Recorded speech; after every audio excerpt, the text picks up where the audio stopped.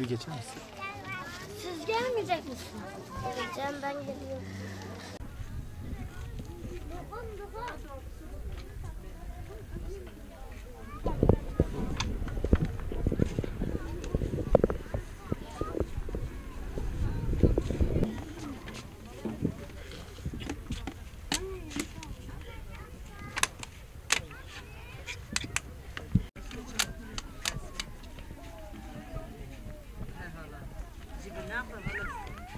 Bize sen mi getirdi ablaya? Hangisi? Abi koyacağım. Su var. Aa, su bulduk. Beyaz. Ne güzel.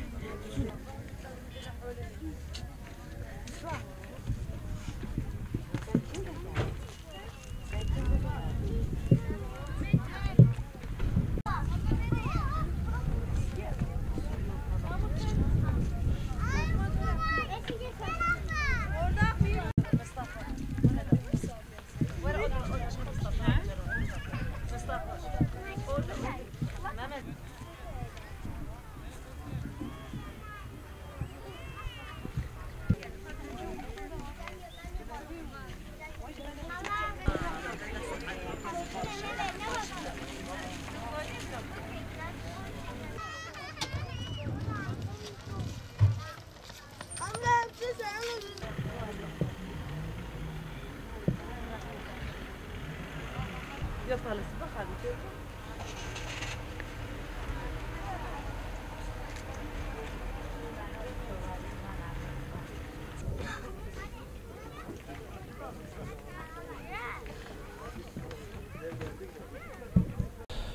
Vallahi ben şunu söylemek istiyorum. Şu gençlere sebep olan Allah bin türlü nalet etsin. Ben bunu biliyorum. Çünkü hepsi günahsız insanlar. Hepsi genç. Çocuk insanlardı bunlar. Günahsız insan. Ben bunu biliyorum. Biz de bugün onlara ziyaret ettik, geldik. Aslında 2. yıl dönümü. Biz de buraya kadar geldik. Onlara ziyaret etmeye, Arafa günü. Onlara ziyaret etmeye geldik. Hiç değişmedi. Videonun içine Ziyab amcanın üstündekine Sanki yeni bugün olduğu gibi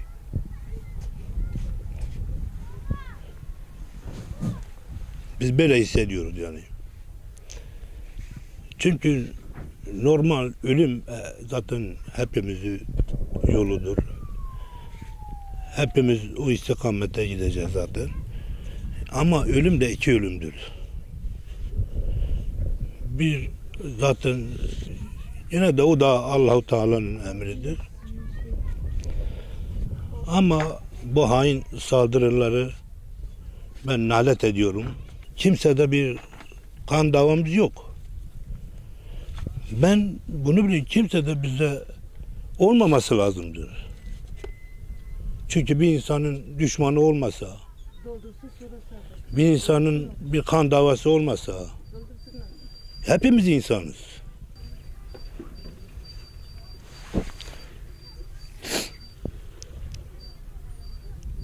Bizde bayram yok. 2 yılda bir evimize çıkmıyoruz. Nereye? Bayramda bizim bayram bir insanın keyfi olmasa, neşen olmasa bayram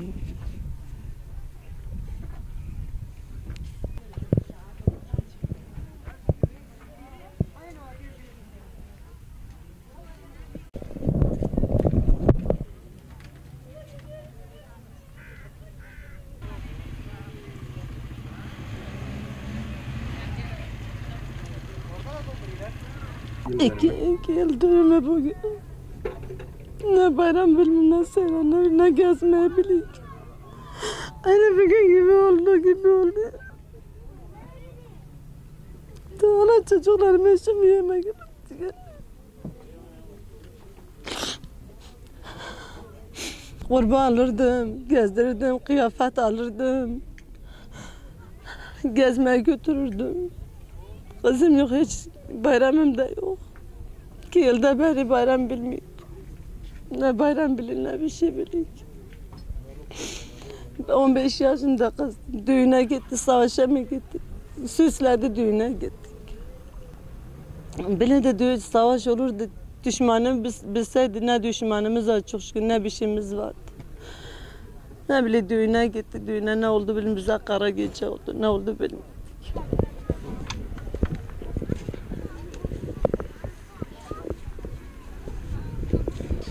Patlamada kimleri kaybetmiş? Zaten yabancı yok içerisinde. Hepsi aynı ailede. Yani aile içerisinden benim ailemde 8 kişi gitti. 2 oğlum gitti, 3 kardeşim gitti, 3 yeğenim gitti. Yani sonuç itibariyle hepsi aileyiz. Yani yabancı yok içerisinde. 46-47 tane var burada. Köye giden veya da buraya başka yerlere defnedilen şehitler var. Kısacası hepsi aynı aileden. Yabancı hiç kimse yok içinde. Yani ağaca tazeliğini kaybetmiyor ki bugün taze olsun. Hiçbir zaman. Yani hala aynı acı yüreğimizde zaten. Ya bir an olsun, bir ay olsun. Yani kesinlikle yüreğimizde yürümesi soğumuyor. Yani unutulacak bir şey değil. Ki bugün yüreğimiz soğusun. Soğumayacak da yani. Ya soğuyacak gibi de. Ya bunu yani anlatacağın tarifi yok bunun. Onun için ne diyeyim bilmiyorum yani şu anda kelimeler kifayetsiz kalıyor.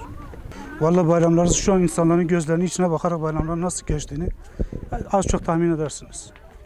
Ya bizim için bayram yok. Dinimize elhamdülillah inanıyoruz. Dini itibariyle bayramlar var ama şu anda yaşayacak hiç kimseyi bulamazsınız burada. Bu aileler içerisinde hiçbir bayram yaşamıyor. Bunlar içinde ben de dahilim, hepimiz dahiliz buna. Budur yani, bayram bizim için yok yani.